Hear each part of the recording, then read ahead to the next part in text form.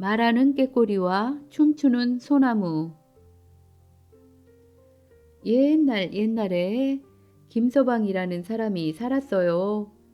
김서방은 아들 둘, 딸 하나가 있었는데 아내가 죽고 몇 년이 지나자 김서방은 새로 부인을 얻게 되었답니다. 그래서 아이들에게 새엄마가 들어오게 되었죠. 그런데 새엄마는 아이들이 너무 싫었어요. 그래서 김서방이 이웃마을로 일을 하러 간 새에 아들들을 불러 말했어요. 너희는 지금부터 금강산에 가서 말하는 꾀꼬리와 춤추는 소나무를 찾아오너라. 만약 못 찾게 된다면 돌아올 생각도 하지 말거라. 말하는 꾀꼬리와 춤추는 소나무는 사람들이 소문만 들었지 아무도 실제로 본 사람이 없었어요. 그렇지만 아들들은 새어머니에게 미움받고 싶지 않아 말했지요. 네, 어머니, 저희가 열심히 찾아 꼭 말하는 꾀꼬리와 춤추는 소나무를 가지고 돌아오겠습니다. 그렇게 두 아들은 금강산으로 떠나고 집에는 어린 딸만 남게 되었어요. 어느 날 김서방이 돌아와 물었지요. 아니, 우리 아들들이 다 안 보이니 이게 어찌 된 일이오? 그러자 새엄마가 울면서 말을 하였어요. 글쎄, 그 아이들이 제가 보기 싫다고 저에게 소리를 지른 후에 집을 나가버렸답니다. 그런데 그때 방 바깥에서는 막내딸이 그 말을 모두 들었지요. 막내딸이 생각했어요. 새어머니는 오빠들을 다시는 집에 들어오지 못하게 할 거야. 안 되겠어. 내가 금강산으로 가서 오빠들을 찾아 집으로 오게 해야겠어. 잘못하면 다시는 오빠들을 만날 수 없게 될 거야. 그래서 막내딸은 금강산으로 오빠들을 찾아 떠나가게 되었답니다. 금강산에 도착한 막내딸이 고생고생해서 산으로 올라가자 그 중간에 수염이 하얀 할아버지를 만났어요. 막내딸이 물었어요. 할아버지, 혹시 말하는 꾀꼬리와 춤추는 소나무가 어디 있는지 아시나요? 저는 저희 오빠들을 찾으러 왔답니다. 오빠들은 꼭 말하는 꾀꼬리와 춤추는 소나무 옆에 있을 거예요. 그러자 할아버지가 말했어요. 이 길로 계속 올라가다 보면 하얀 골짜기가 나올 것인데 그 골짜기를 지나가되 절대로 뒤를 돌아보면 안 되느니라. 그 골짜기를 다 지나가면 너의 오빠들을 찾을 수 있을 것이다. 하고 말한 다음에 할아버지는 바로 사라져 버렸답니다. 막내딸은 신기하면서 할아버지의 말대로 열심히 산을 올라갔어요. 가다 보니 정말 하얀 골짜기가 나왔죠. 그래서 앞만 보고 골짜기를 지나가는데 갑자기 큰오빠의 목소리가 들려왔어요. 막내야, 아니, 어떻게 여기로 온 것이냐? 갑자기 들려온 목소리에 너무나 반가워 고개를 돌리려던 막내딸은 할아버지의 당부가 생각나서 무조건 앞으로 더 빨리 걸었답니다. 그러자 둘째 오빠의 목소리가 들렸어요. 동생아, 너를 만나다니 얼마나 좋은지 모르겠다. 자, 이제 아버지께 돌아가자. 그렇지만 이번에도 막내딸은 앞으로 더 열심히 걸어갔답니다. 골짜기에는 무척 많은 바위돌이 있었는데 그 바위돌이 모두 막내딸을 따라오는 것 같아 너무나 무서웠지만 꾹 참고 갔답니다. 그렇게 고개를 돌리지 않고 골짜기를 다 지나가니 그 끝에는 말하는 꾀꼬리와 춤추는 소나무가 있었답니다. 꾀꼬리가 말했어요. 저기 사람만한 바위들은 사실은 모두 나를 찾으러 온 사람들이야. 사람으로 되돌리려면 춤추는 소나무에 가지를 꺾어 개울물을 묻히고 바위를 탁 치면 사람으로 돌아오지. 그 말을 듣고 막내딸은 꾀꼬리가 일러준 대로 춤추는 소나무에 가지를 꺾어 개울물을 묻히고 바위를 치었어요. 그렇게 하자 정말로 바위가 사람으로 변하는 것이었죠. 그렇게 돌로 변한 사람들을 다시 사람으로 만들어 주었죠. 그런데 어느 바위를 치니 첫째 오빠로 변했어요. 첫째 오빠가 말했어요. 막내야, 내가 우리를 구해주다니. 이게 꿈이냐, 생시냐? 그 옆에 있는 바위를 치니 둘째 오빠로 변했어요. 둘째 오빠가 말했답니다. 다시 사람이 되다니 믿어지지 않는구나. 이제 아버지에게 모두 같이 가자. 다시 만나게 된 삼남매는 얼싸안고 울었답니다. 세 남매는 바위가 된 사람 모두를 원래대로 만들어 준 후에 집으로 돌아갔지요. 그리고 집으로 돌아온 막내와 아들들은 아버지께 모든 사실을 말하였죠. 김서방이 말했어요. 아니, 너희 새엄마가 너희를 내쫓았단 말이냐? 내가 당장 너희 새엄마를 내쫓겠다. 그리고는 새엄마를 쫓아냈지요. 그 이후로 김서방과 새 아이들은 오랫동안 행복하게 살았답니다.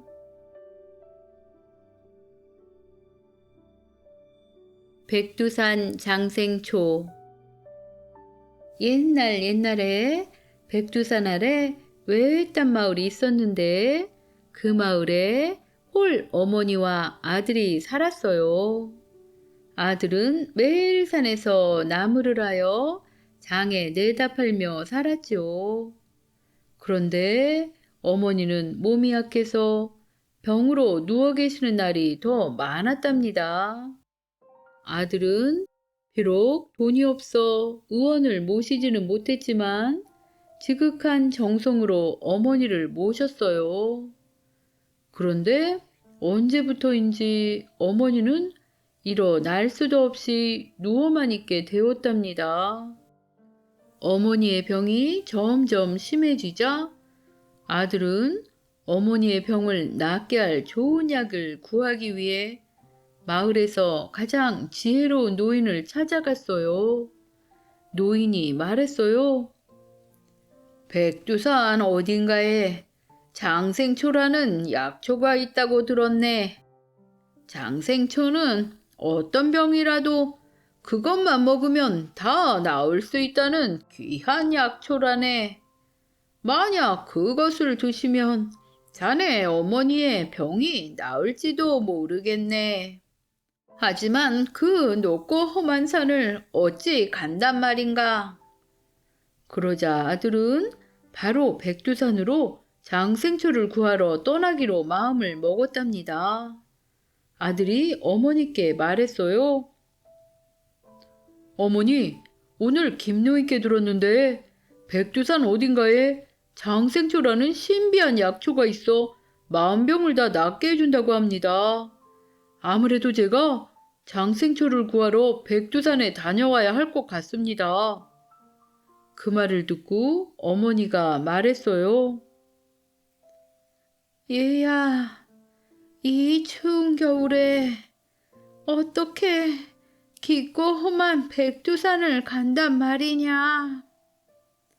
내 병은 괜찮으니 그런 말을 말거라. 혹여 산에 갔다 무슨 일이 생길 수도 있으니 그런 말을 말거라. 하지만 아들은 어머니의 병이 나을지도 모른다는 생각에 곧장 약초를 찾으러 떠났답니다. 백두산은 노인의 말대로 아주 높고 험한 산이었어요. 어디에 장생초가 있는지 도저히 찾을 수 없었죠. 더구나 눈보라가 치고 찬바람이 몰아치니 한 걸음도 더 이상 걷기 힘들었어요. 아들은 지치고 힘이 빠져 바위 위에 주저앉아 버렸답니다.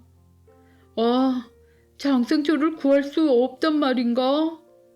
그때 어디에서 나타났는지 머리가 하얀 꼬부랑 할머니께서 다가와 물으셨어요.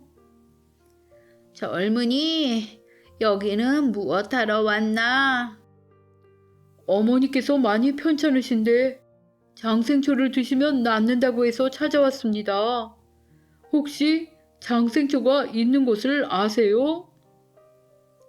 내가 여기 살지만 지금까지 장생초라는 것은 못 보았네. 힘들게 왔는데 안타깝구먼. 그런데 부탁이 하나 있네. 내가 가진 이 씨앗을 산 꼭대기까지 가져가서 뿌려주게나. 내가 늙고 힘이 없어 도저히 산 꼭대기에 오를 수가 없어 그런다네. 아들은 더 이상 한 걸음도 걸을 수 없을 것 같았지만 할머니가 꼭 자기 어머니 같아서 부탁을 거절할 수 없었어요. 아들이 말했어요. 네, 할머니. 이렇게 험한 날씨에 어떻게 산 위에 올라가시겠어요? 제가 산꼭대기에 올라가 잘 뿌릴게요. 걱정 마세요. 아들은 할머니가 부탁하신 씨앗을 품에 넣고 다시 산에 올라가기 시작했어요. 산으로 올라갈수록 바람은 더욱 세차지고 눈은 앞이 보이지 않을 만큼 휘몰아치며 내렸답니다.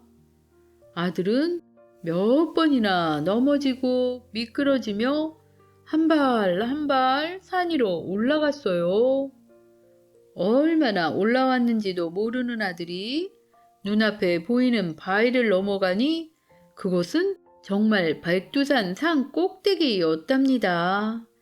그러자 아들은 품에서 씨앗을 꺼내 조심스럽게 눈을 거둔 후에 뿌리기 시작했어요.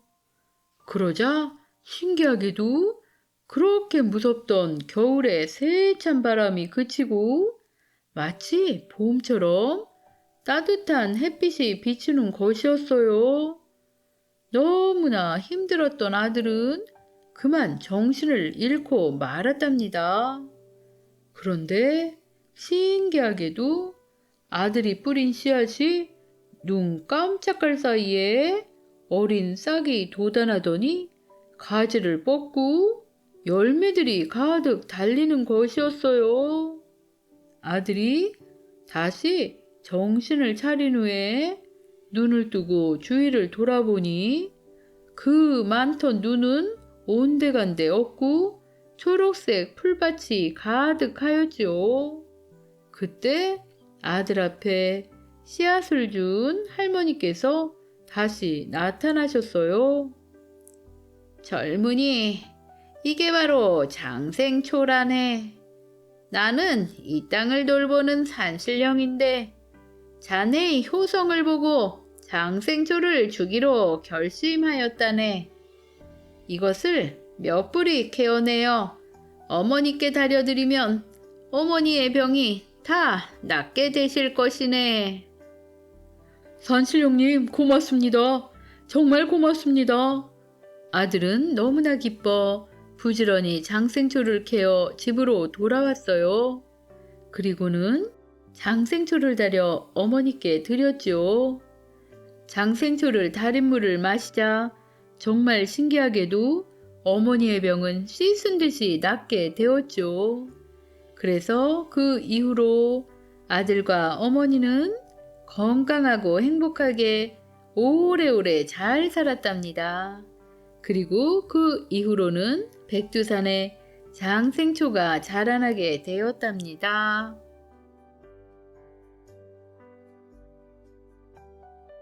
백일홍의 전설. 옛날 어떤 어촌마을이 있었어요. 그런데 그 어촌마을에는 머리가 셋이나 달린 거대한 이무기가 나타났답니다. 이무기가 나타나면 풍랑이 일어 배를 타고 나간 어부들이 다 배에서 물에 빠져 죽고 말았어요. 그러니 그 마을에서는 이무기가 무서워 이무기에게 매년 처녀를 산재물로 바치고 있었답니다. 올해 이무기의 제물이 되기로 결정이 된 순이는 슬픔에 빠져 울고 있었죠. 며칠이 지나면 산재물로 이무기에게 바쳐져야 하니 너무나 슬프고 무서웠죠. 그때였어요.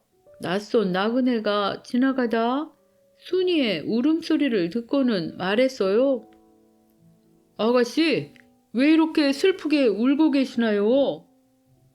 그러자 순이가 대답했어요. 저희 마을에는 머리가 셋이나 되는 무서운 이무기가 나타나 풍랑을 일으켜 지나가는 배를 다 물에 빠뜨려 죽게 만든 지 오래입니다. 그래서 몇 해 전부터는 이무기에게 아가씨를 산재물로 바치게 되었어요. 산재물을 바치면 이무기가 1년 동안은 풍랑을 일으키지 않으니 할 수 없이 매해마다 아가씨를 제물로 바칠 수밖에 없었지요. 그런데 올해는 제가 산재물로 뽑히게 되었답니다. 슬프게 우는 아가씨의 모습을 보니 지나가는 나그네의 마음도 아파졌죠. 그래서 나그네가 말했어요. 아가씨, 걱정 마세요. 제가 그 이무기를 없애드리겠습니다. 그리고 마침내 순이가 산재물로 바쳐지는 날이 되었어요. 순이는 조그마한 배에 혼자 올라 바다로 밀려 나가게 되었죠. 그때였어요. 바다에서 소용돌이가 치더니 머리가 셋인 이무기가 입을 벌리며 아가씨에게 달려들었답니다. 그런데 바로 그때 아가씨가 고개를 들더니 바로 배 바닥에서 칼을 꺼내는 것이었어요. 아가씨는 바로 지나가던 나그네였던 것이었답니다. 원래 용맹한 무사였던 나그네는 칼을 휘두르며 이무기에게 덤벼들었어요. 그러자 머리가 셋인 이무기가 달려들었는데 그 중에 한 머리를 베어버리니 이무기가 깜짝 놀라 바닷속으로 들어가 버렸답니다. 그렇게 이무기랑 싸우는 나그네가 마을에 돌아왔어요. 그런데 나그네도 많이 다쳤어요. 이무기의 꼬리가 나그네를 쳐서 뼈가 부러졌던 것이었죠. 그러자 순이가 말했어요. 저를 구해주신 나그네님의 간병은 제가 하겠습니다.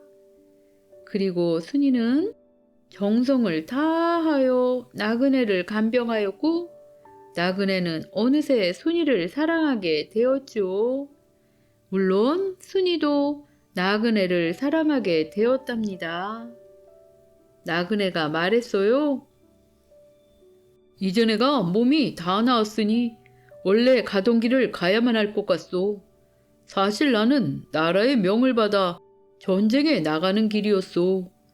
나라의 명을 받았으니 전쟁에 나가 공을 세워 돌아와 당신과 혼인하겠소. 그러자 순이가 말했어요.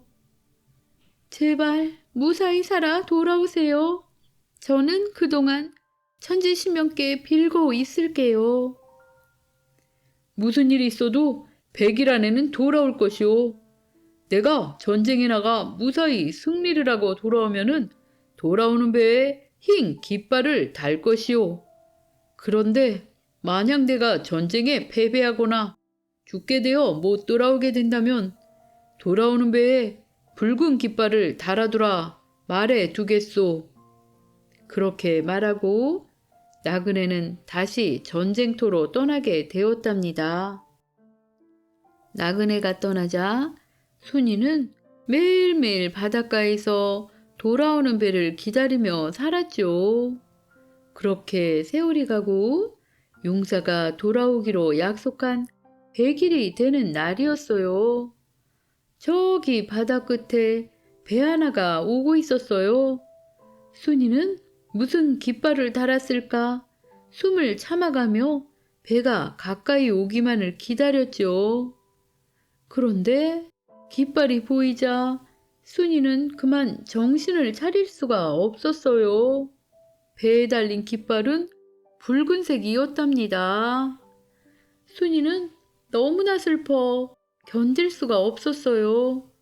그래서 그만 벼랑으로 달려가 뛰어내리고 말았답니다.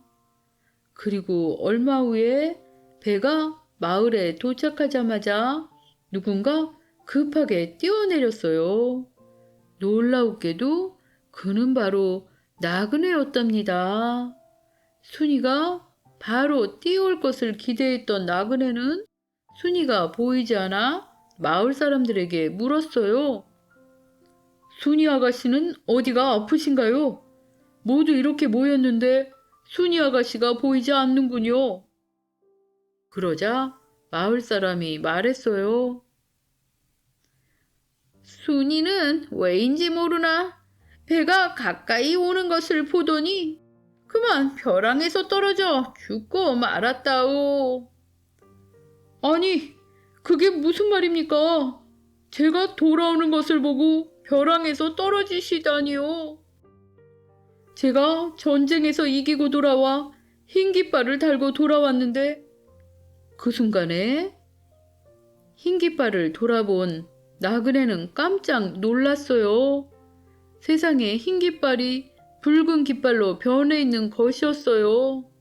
사실 나그네가 돌아오는 길에 나그네에게 머리 하나를 잃은 이무기가 다시 나타나 나그네가 그 이무기를 무찔렀는데 싸우던 중에 이무기의 피가 그만 깃발을 붉게 물들인 것이었죠.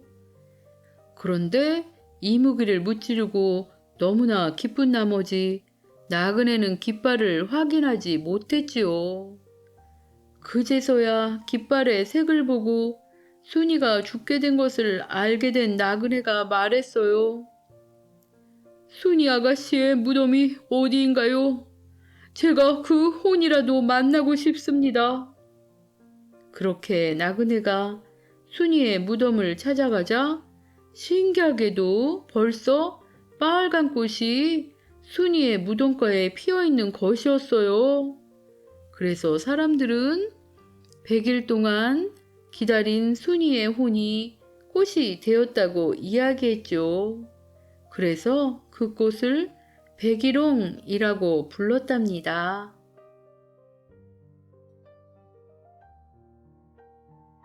머리 헌댕이, 코 훌쩍이, 눈 첩첩이.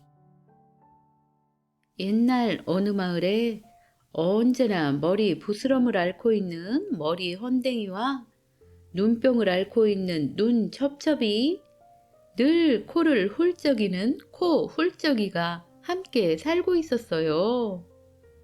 머리 헌댕이는 늘 머리를 긁적이는 게 일수이고 눈 첩첩이는 모여드는 파리떼를 쫓느라 정신을 못 차리고 또 코 훌쩍이는 항상 코를 훌쩍이며 소매 끝으로 코를 문질러 댔어요.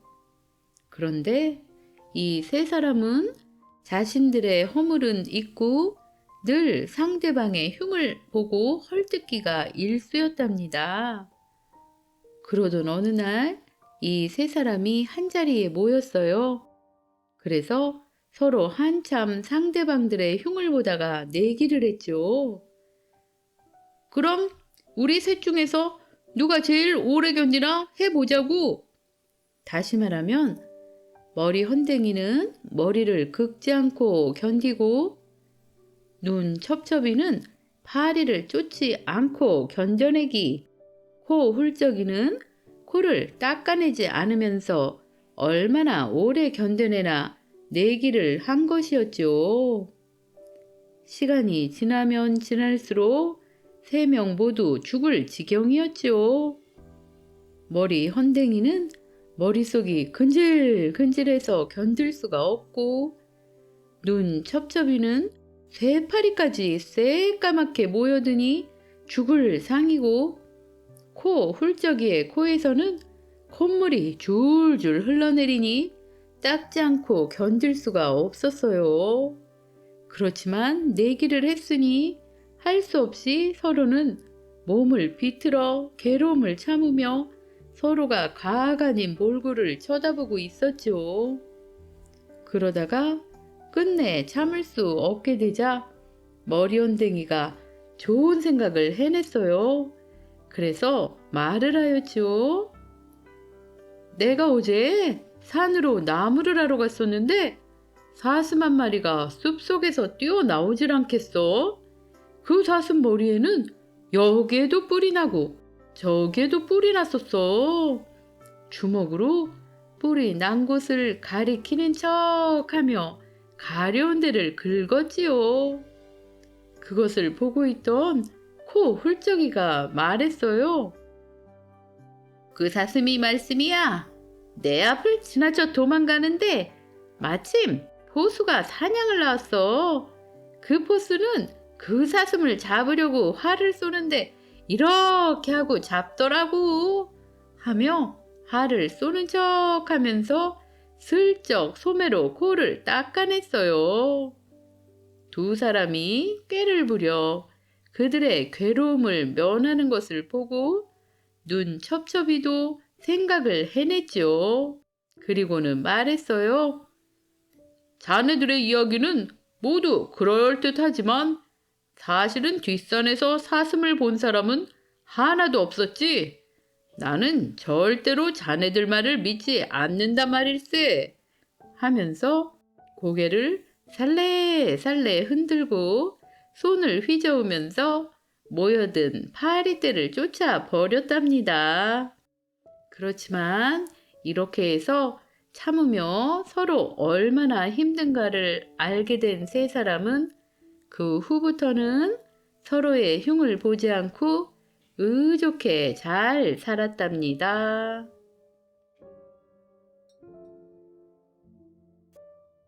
불씨 지킨 며느리. 옛날 아주 오래된 옛날 일이에요. 옛날에는 성냥이 없었답니다. 그래서 불씨를 계속 지키는 일은 너무도 귀한 일이었지요. 그런데 불이 귀하던 그 시절에 불씨를 꺼뜨리지 않고 7대나 계속 이어져 왔던 한 집안이 있었어요.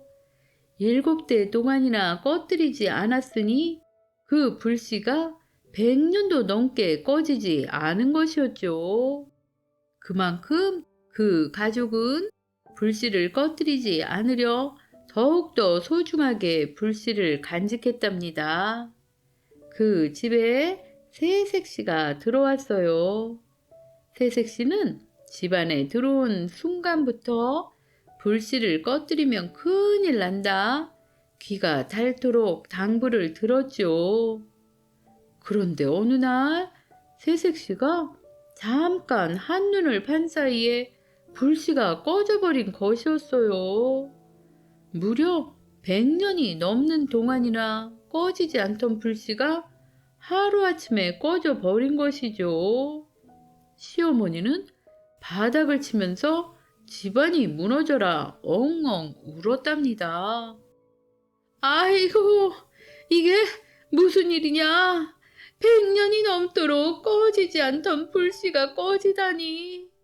우리 집안에 이런 일이 생기다니. 이를 어쩌면 좋단 말이냐? 내가 무슨 면목으로 조상님들을 뵌단 말이냐? 며느리는 입이 있어도 말을 하지 못했죠. 그때 시아버지가 말했어요. 귀한 불씨가 꺼졌지만 그것으로 집이 망할 일은 없을 것이오. 며느리야, 내가 다시 불씨를 만들어 줄 것이니 앞으로는 더욱 주의하여 불씨를 지키도록 하여라. 며느리가 말했어요. 네, 아버님. 이제 제가 다시는 불씨를 꺼뜨리지 않겠습니다.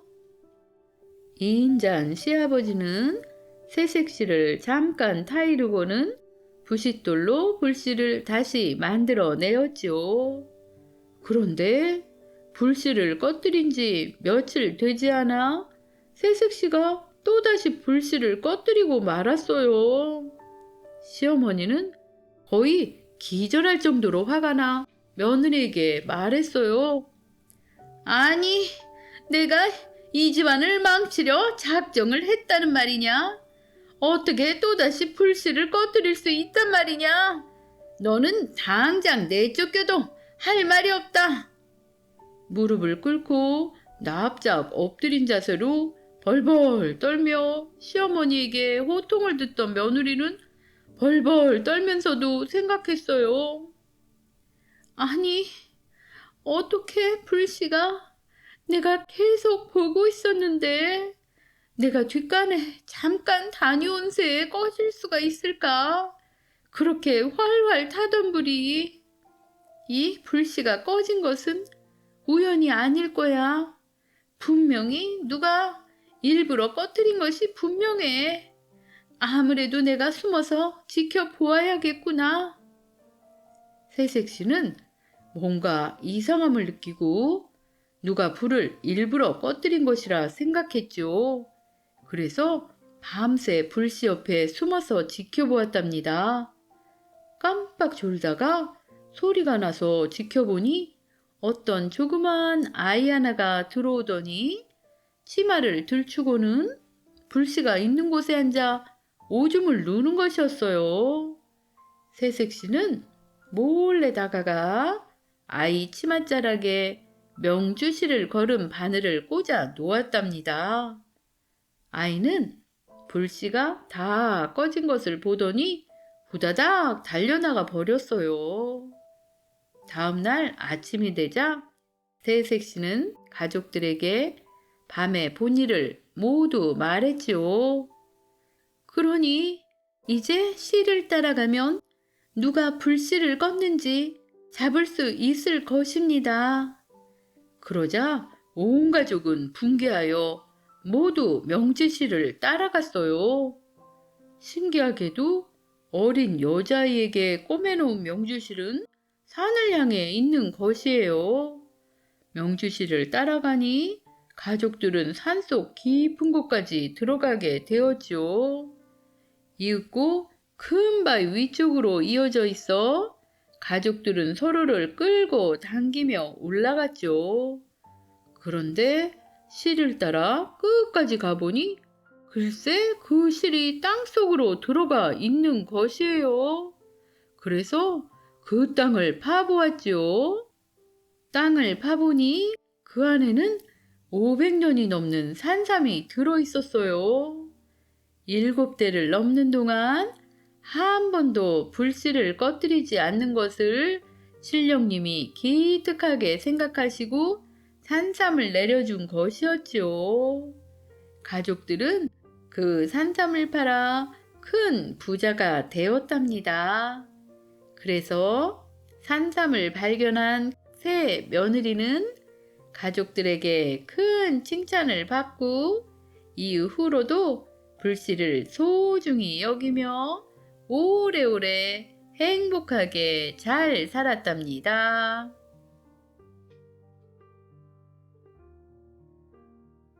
돼지코가 납작한 이유. 옛날 아주 오래된 옛날에는 소와 닭과 개와 돼지는 하늘나라에서만 살고 있었답니다. 아침에 일어난 닭이 꼬끼요 하면 밭에서 밭을 갈던 황소가 음매하고 마당에서 돼지가 꿀꿀 하면 담장 아래서 누런 개가 멍멍 짖었죠. 그때에는 황소 머리에 지금처럼 뿔이 없었고 닭의 머리에는 벼슬이 없었답니다. 개의 다리도 지금보다 튼튼하지 못했고 돼지의 코는 길쭉했답니다. 그런데 어느 날이었어요. 하늘님이 소랑 닭이랑 개랑 돼지를 부르셨어요. 하늘님이 우리를 왜 부르실까? 꼬꼬 꼬꼬 꼬꼬대. 우리에게 상을 주시려고 부르시나? 꿀꿀 꿀꿀. 동물들은 궁금해하면서 하늘님 앞으로 갔어요. 하늘님, 무슨 일로 저희들을 부르셨나요? 하늘님, 무슨 일로 저희들을 부르셨나요? 음메. 내가 너희들에게 숙제를 주려고 불렀느니라. 지금부터 1년 동안 땅으로 가서 사람들에게 각각 좋은 일들을 하고 다시 올라오도록 하여라. 예, 알았습니다. 네, 알겠습니다, 하느님. 네, 알겠습니다, 하늘님. 동물들은 하늘님과 약속을 한 후에 땅으로 내려왔어요. 땅으로 내려온 동물들은 사람들을 위해서 열심히 일을 했죠. 황소는 열심히 논도 갈고 밭도 갈고 또 무거운 짐도 날랐죠. 꾀도 부리지 않고 열심히 일 잘하는 황소를 사람들은 아주 좋아했죠. 오, 황소야, 오늘도 수고가 많았구나. 자, 맛있는 여물을 줄 테니 배불리 먹고 푹 쉬거라. 그리고 닭은 사람들을 위해서 날마다 알을 낳았지요. 사람들은 닭이 날마다 낳아주는 달걀을 먹고 아주 건강하게 되었답니다.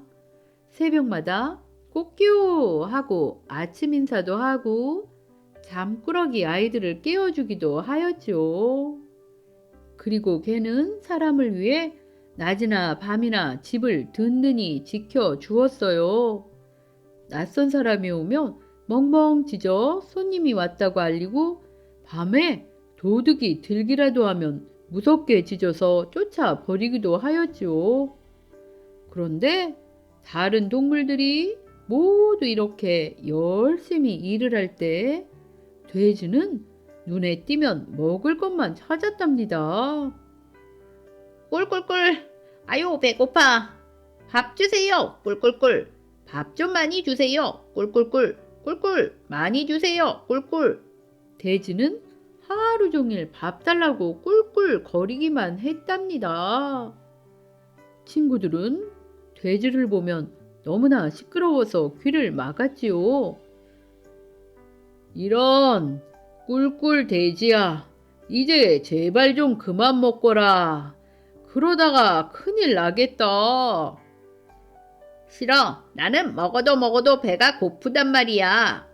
그래서 돼지는 누가 뺏어 먹기라도 할까봐 밥만 보면 정신을 못 차리고 먹어대느라 바빴답니다.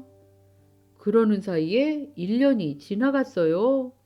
그래서 동물들은 다시 하늘로 올라갔어요.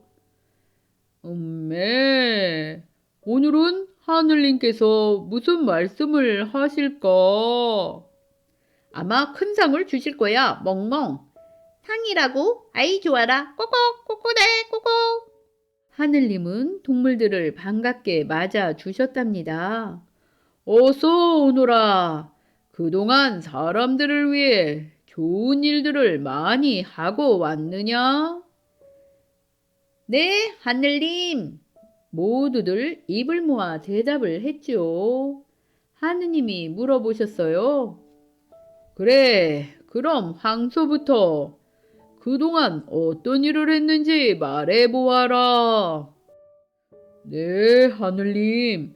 저는 논밭을 갈고 무거운 짐도 나르며 열심히 일했습니다.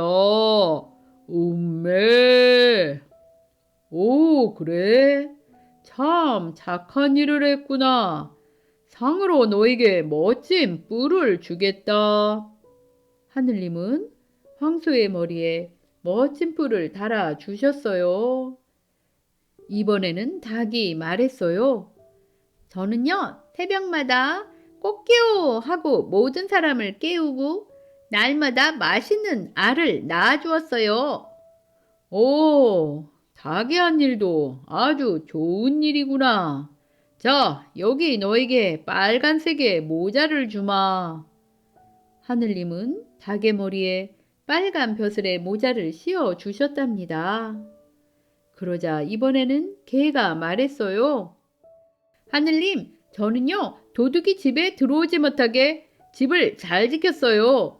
그리고 아이들과 같이 놀아주기도 했답니다. 그래, 개도 사람들을 위해 아주 좋은 일을 했구나. 자, 너에게는 마음껏 달릴 수 있는 튼튼한 다리를 상으로 주겠노라. 고맙습니다, 하늘님. 멍멍, 멍멍. 마지막으로 하늘님이 돼지에게 물으셨어요. 돼지야, 너는 그동안 사람들을 위해 무슨 일을 했느냐? 예, 저는 뭐든 가리지 않고 열심히 먹었습니다. 꿀꿀, 꿀꿀. 뭐라고? 아무 일도 하지 않고 먹기만 했단 말이냐? 게으름뱅이 돼지에게는 그렇게 멋진 코가 어울리지 않는구나. 하늘님은 길고 멋진 돼지코를 뭉툭하게 잘라 주셨답니다. 그래서 돼지코가 지금처럼 그렇게 뭉툭하게 된 것이랍니다.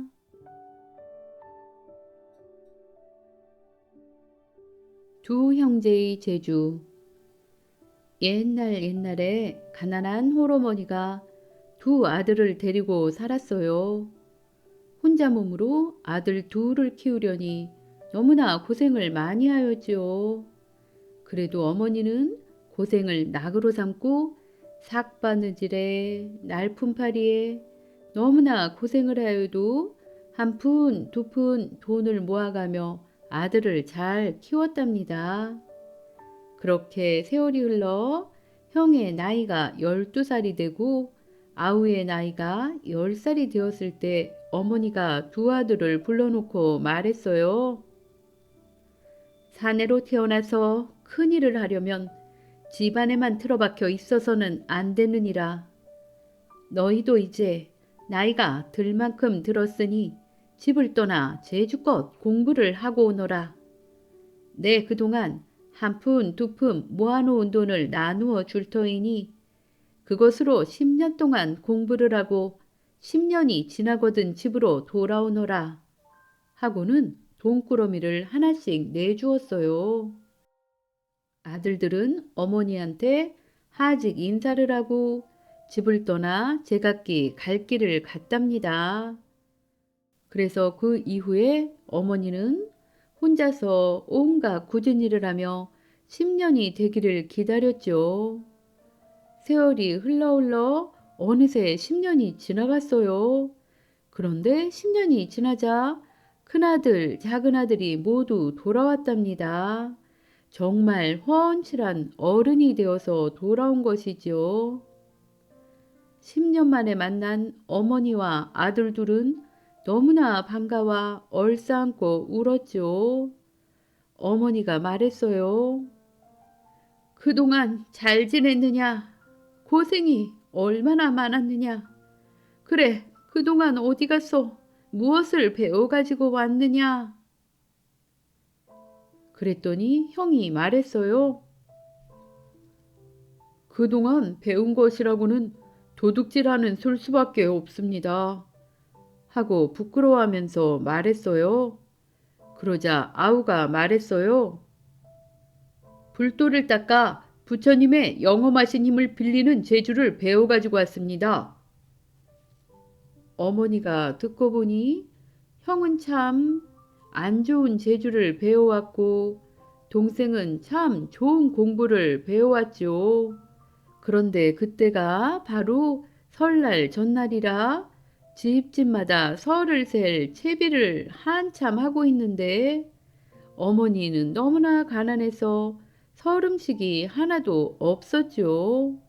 그래서 어머니가 걱정을 하자 두 아들이 슬그머니 밖으로 나가는 것이었어요.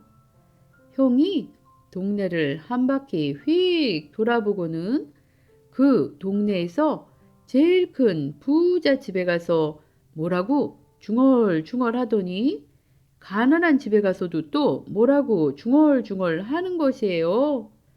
그렇게 집집마다 돌아다니며 중얼중얼 하고는 마지막으로는 자기 집 앞에 와서도 중얼중얼 하였죠. 그러자 온 동네가 발칵 뒤집혔어요. 쌀이 없어서 설 음식을 장만하지 못하는 집에는 갑자기 쌀이 한 말씩 두 말씩 턱턱 생기고, 돈이 없어서 설빔을 장만하지 못한 집에는 갑자기 어디서 왔는지 돈이 10냥씩 20냥씩 갑자기 쌓인 것이에요. 그러니 집집마다 너무나 놀라고 기뻐하였죠. 그런데 부잣집은 아무 일도 없는 것처럼 조용했어요. 어머니가 놀라서 말했어요. 아니, 이게 어떻게 된 일이냐? 그러자 형이 말했죠. 제가 방금 동네 한 바퀴를 둘러보니 집집마다 쌀이 없고 돈이 없어 한숨 소리가 그치지를 않는데, 유독 부잣집만은 곳간에 쌀이 썩어나고 돈께에 돈이 넘칠 지경이었습니다. 그래서 제가 못된 술수를 부려 부잣집의 쌀과 돈을 어려운 집에 얼마간 나누어 주었습니다. 그 말을 듣고 어머니가 고개를 끄덕끄덕 하였지요. 그런데 동생도 동네를 한 바퀴 휙 돌았어요. 여기저기를 살피며 집집마다 기웃기웃하더니 어느 다 찌그러져가는 초가집 앞에서 걸음을 멈추고는 연부를 외웠어요. 한참 동안 연부를 외우고 나서 집으로 돌아오더니 어머니에게 말했어요. 어머니, 제가 방금 부처님의 힘을 빌려 좋은 설 음식을 장만해 놓았습니다. 어서 소뚜껑을 열어보세요. 어머니가 소뚜껑을 열어보니 아까까지만 해도 텅 비어있던 솥안에 커다란 생선 한 마리가 들어있었어요. 어머니가 놀라서 어찌 된 일이냐고 물었죠. 그랬더니 아우가 말했어요. 제가 동네 여기저기를 돌아보니 마침 한 집에 좋은 생선 한 마리가 있기에 부처님의 힘을 빌려 어머니 드리려고 여기 갖다 놓은 것입니다. 그 말을 들은 어머니가 화를 내며 아들을 야단쳤어요. 마지는 비록 도둑질을 배웠다고는 했지만 그 재주를 옳은 일에 쓰는데 너는 그 좋은 재주를 잘못된 데 써서 부처님을 욕되게 하고 있는 것이냐? 그 대구는 부모도 없이 늙은 할아버지를 모시고 사는 아이가 할아버지 병 고칠 약에 쓰려고 장에 가서 사오는 것을 내가 아까 본 것이다. 그 불쌍한 아이의 것을 훔쳐다 우리 식구가 먹자는 것이냐? 그런 짓을 하다니 부끄럽지 않느냐? 그래서 아우는 자기 잘못을 뉘우치고 생선을 도로 아이의 집에 돌려주었답니다. 그런데 부잣집은 얼마나 쌀과 돈이 많이 있었는지 그 집 쌀과 돈으로 온 동네가 배불리 먹고 설을 잘 세웠는데도 아무것도 몰랐답니다. 그래서 어머니와 그 형제는 그 후로 모든 재주를 옳은 일에만 쓰고 오래오래 행복하게 잘 살았답니다.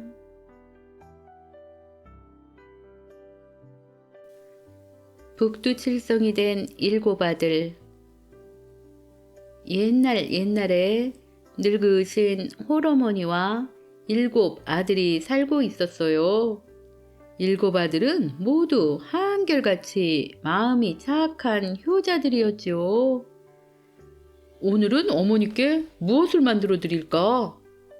아들들은 항상 어머니가 기뻐하실 것만 생각하고 어머니가 원하시면 무엇이든지 다 해드렸답니다. 그런데 어느 해 겨울이었어요. 아무리 방에 불을 때워도 어머니가 항상 춥다고 하시는 것이었어요. 아이고, 왜 이리 추우냐? 뼈마디가 시리는구나.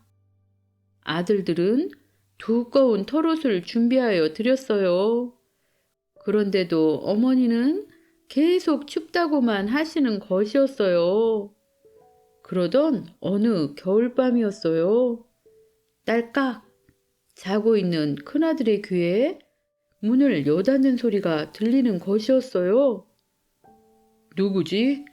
무슨 소리가 났는데? 큰아들은 방문 틈으로 바깥을 내다보았어요.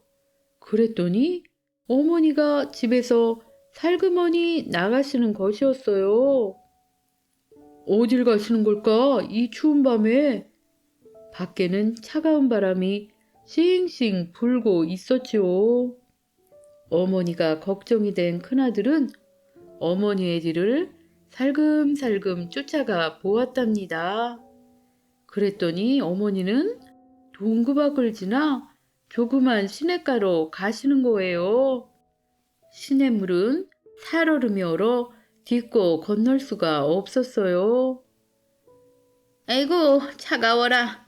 아이고 차가워.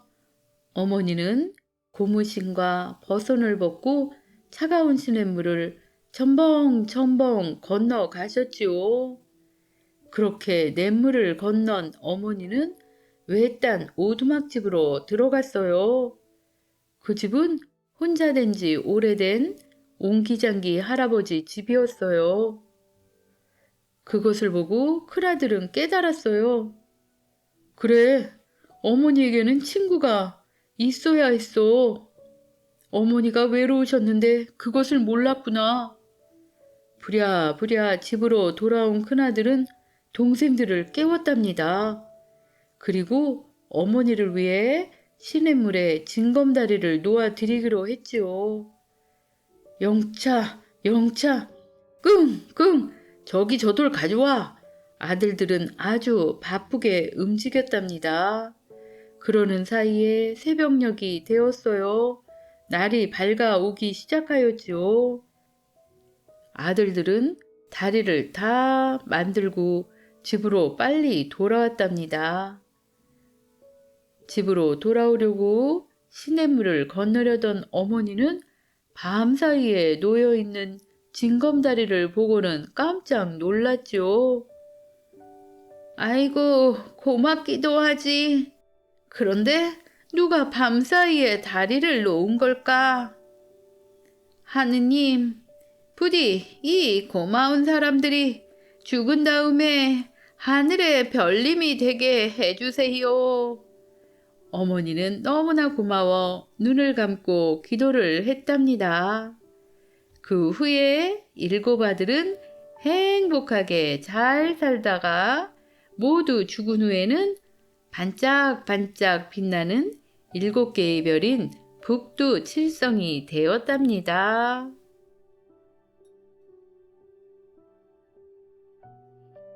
먹으면 죽는 꿀단지. 옛날에 어느 시골에 작은 서당이 있었답니다. 마을의 어린아이들은 서당에 가서 글을 배웠어요. 그런데 서당의 훈장님은 아주 심술이 많고 욕심이 가득했답니다. 그래서 아이들이 조그만 잘못을 하면 아주 무섭고 호되게 야단을 치곤 하였지요. 그런데 훈장님이 웃을 때도 있었는데 그때는 항상 다락방에 다녀오고 난 다음이었어요. 어느 날이었어요.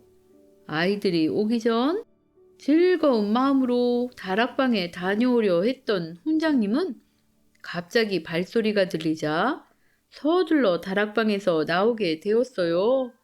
그런데 입가에 무엇인가 묻어 있었답니다. 그것은 꿀이었어요. 훈장님은 다락방 속에 꿀을 넣어놓고 혼자서 몰래 몰래 먹었던 것이었죠. 발자국 소리의 주인공은 꾀가 많은 한 아이였어요. 그 아이는 훈장님의 다락방 속에 무엇인가 있다고 생각을 하게 되었지요. 그래서 훈장님에게 물어보았어요. 훈장님, 다락방 속에 무엇이 있는지요? 먹을 것인가요? 훈장님이 말했어요. 다락방 속에는 어른들은 먹을 수 있지만 아이들이 먹으면 죽는 약이 있단다. 그러니 너희들이 먹으면 바로 죽게 되느니라. 그러니 너뿐 아니라 다른 아이들도 절대로 다락방에 올라가서는 아니 된다. 알겠느냐? 그래서 꽤 많은 아이는 알겠다고 대답을 했죠. 그러던 어느 날이었어요. 훈장님께서 아이들을 두고 어디를 다녀오게 되었답니다. 훈장님이 말했어요. 내가 급하게 이웃 마을에 다녀올 일이 생겼으니 너희는 말썽 부리지 말고 전자문을 각자 10번씩 써놓도록 하여라. 훈장님이 나가시자 아이들은 신이 났어요. 꽤 많은 아이가 이때다 싶어 다락방으로 가서 숨겨놓은 단지를 꺼내고는 말했어요. 훈장님이 그러셨는데 아이가 먹으면 죽는 약이래. 그런 약이 뭘까? 하며 단지를 열어보았어요. 얘들아, 이것 봐. 이것은 꿀이야. 이 꿀을 훈장님이 혼자 몰래 드셨구나. 아이들이 말했어요. 와, 꿀이라니. 얼마나 맛이 있을까? 나도 한 번만 먹어보고 싶다. 한 아이가 말했어요. 그러자 다른 아이도 말했어요. 나도 한 입만 먹어보고 싶어. 꿀맛이 그렇게 좋다는데 한 입만 먹어보면 안 될까? 그래서 아이들은 한 입씩 먹어보기로 하였답니다. 그런데 한 입씩 먹어보니 꿀이 너무나 맛이 있어 아이들은 너도 나도 정신없이 꿀을 계속 먹었어요. 어느새 보니 세상에 꿀을 바닥까지 다 먹어버린 것이었어요. 그때서야 아이들은 무서운 훈장님이 아끼는 꿀을 다 먹어버린 것을 알게 되었죠. 큰일이야. 우리가 정신없이 이 꿀을 다 먹어버렸네. 훈장님이 얼마나 무서운데. 이 일을 어쩌면 좋지? 어쩌면 우리는 회초리를 죽을 때까지 맞을지도 몰라. 큰일이 났어. 무서워. 그때 꽤 많은 아이가 좋은 생각이 있다고 소리쳤어요. 그러면서 이번엔 훈장님이 아끼고 아꼈던 벼루를 바닥에 던지며 깨뜨린 것이에요. 아이들은 난리가 났죠. 너 왜 그래? 이제 훈장님이 아끼시는 벼루까지 깨버렸으니 이제 더 큰일이야. 그러자 꽤 많은 아이가 말했어요. 걱정하지 마. 너희는 모두 누워서 눈을 감고 있기만 해. 아이들은 꽤 많은 아이를 믿기로 했어요. 그래서 모두 누워 눈을 감고 누워 있었죠. 얼마 후에 훈장님이 돌아와서 보니 아끼던 벼루가 깨어진 것이에요. 훈장님은 화가 머리끝까지 나서 소리를 질렀죠. 이런! 내가 가장 아끼는 벼루를 깬 것이냐? 내가 그냥 두지 않겠다. 누가 이런 것이냐?